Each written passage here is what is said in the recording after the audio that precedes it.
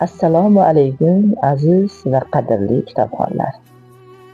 Bugun sizlarga Mirzo Karim Norbekovning Tana va ruhiyat tarbiyasi nomli ajoyib, juda foydali va ilhomlantiruvchi kitobini tavsiya qilmoqchiman. O'zingizni yaxshiroq anglashni istaysizmi?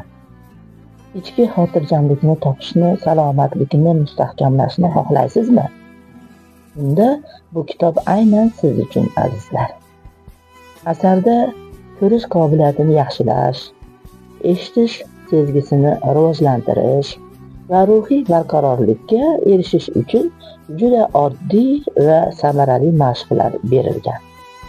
Har bir mashq ayollarga xos nafosat bilan sog'lomlik va yoshlik bag'ishlaydi.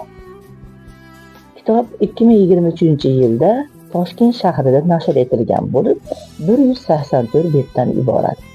Kitobni Axborot resurs markazidan olib, albatta mutolaa qilib ko'ring, azizlar.